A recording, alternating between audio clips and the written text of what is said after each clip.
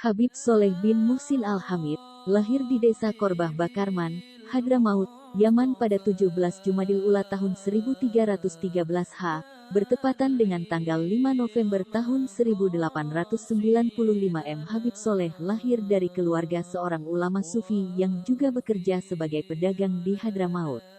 Ayahnya bernama Al-Habib Muhsin bin Hamid sedangkan ibunya bernama Aisyah. Habib Soleh wafat di Tanggul ketika senja pada hari Sabtu, tanggal 8 Syawal 1396 Hijriah bertepatan dengan tanggal 2 Oktober tahun 1976 M. Beliau wafat setelah berwudu dan sebelum sempat melaksanakan salat maghrib. Dimakamkan pada hari Minggu, 9 Syawal 1396 Hijriah, setelah salat zohor di samping kiblat Masjid Riyadus Sholihin. Sejak kecil beliau sudah diberikan bimbingan oleh ayah dan keluarganya. Pendidikan yang diajarkan oleh Habib Muhsin, ayah Habib Soleh, yakni mulai dari pendidikan dasar Islam, seperti dalam melaksanakan suatu praktik keagamaan dalam beribadah berdasarkan ajaran Rasulullah SAW. Di samping itu beliau juga mengerjakan ilmu fikih dan ilmu tasawuf. Beliau juga menimba pendidikan Al-Quran di bawah bimbingan Asis Syekh Said Bamudij di Wadi AMD, Hadramaut. Baca juga, mengambil jalan tengah beribadah pengaruh dari disiplin dalam mencari ilmu yang diajarkan oleh ayah Habib Soleh membentuk beliau menjadi sosok pecinta ilmu. Sejak muda beliau gemar mengunjungi dan menimba ilmu dari para dai dan ulama terkemuka. Dalam buku 17 habaib paling berpengaruh di Indonesia, Habib Soleh bertemu beberapa habaib terkemuka, di mana dia menggali banyak ilmu dan bertukar informasi. Di antaranya adalah Habib Abdullah bin Muhammad Assegaf Gresik, Habib Husain Hadi Al-Hamid, Embrani, Probolinggo, Al-Habib Hamid bin Imam, Al-Habib Muhammad bin Salim Asri, Malang, Al-Habib Muhammad bin Ali bin Abdurrahman Al-Habsyi, putra dari Habib Ali Kuitang, Jakarta. Habib Soleh bin Muhsin Al-Hamid, beliau adalah seorang wali kutub yang lebih dikenal dengan nama Habib Soleh Tanggul.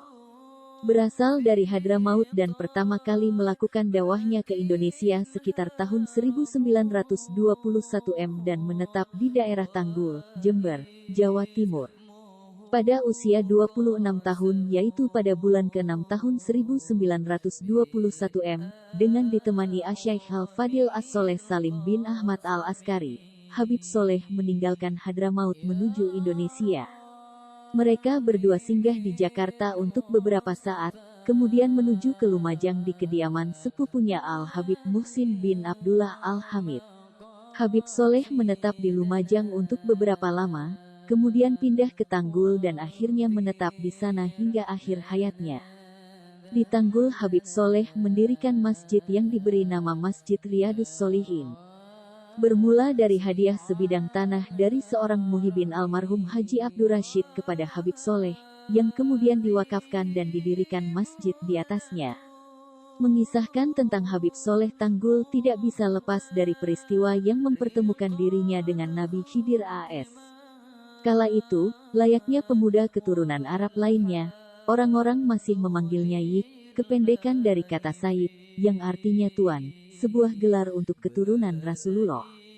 Suatu ketika Yik Soleh sedang menuju stasiun kereta api Tanggul yang letaknya memang dekat dengan rumahnya. Tiba-tiba datang seorang pengemis meminta uang. Yik Soleh yang sebenarnya membawa 10 rupiah menjawab tidak ada, karena hanya itu yang dimiliki. Pengemis itu pun pergi, tetapi kemudian datang dan minta uang lagi. Karena dijawab tidak ada, ia pergi lagi, tetapi lalu datang untuk ketiga kalinya.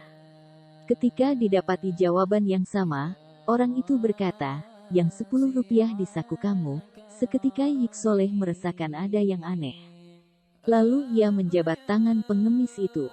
Ketika berjabat tangan, jempol si pengemis terasa lembut seperti tak bertulang. Keadaan seperti itu, menurut beberapa kitab klasik, adalah ciri fisik Nabi Khidir. Tangannya pun dipegang erat-erat oleh Yik Soleh, sambil berkata, Anda pasti Nabi Khidir, maka mohon doakan saya. Sang pengemis pun berdoa, lalu pergi sambil berpesan bahwa sebentar lagi akan datang seorang tamu. Baca juga, kedahsyatan solawat menurut Nabi Khidir dan Syekh Abdul Qadir Jailani tak lama kemudian, Turun dari kereta api seorang yang berpakaian serba hitam dan meminta Yik Soleh untuk menunjukkan rumah Habib Soleh. Karena di sekitar sana tidak ada yang bernama Habib Soleh, maka dijawablah tidak ada. Karena orang itu menekankan ada, Yik Soleh menjawab, di daerah sini tidak ada yang bernama Habib Soleh, yang ada Soleh, yaitu saya sendiri ini. Lalu orang tersebut berkata, kalau begitu Andalah yang saya cari. Jawab orang itu lalu pergi, membuat Yik Soleh tercengang. Sejak itu, rumah Habib Soleh selalu ramai dikunjungi orang, mulai sekedar silaturahmi, sampai minta berkah doa. Tidak hanya dari Tanggul, tetapi juga luar Jawa bahkan luar negeri, seperti Belanda, Afrika, Cina, Malaysia, Singapura dan lain-lain. Mantan Wakil Presiden Adam Malik adalah satu dari sekian pejabat yang sering sowan ke rumahnya.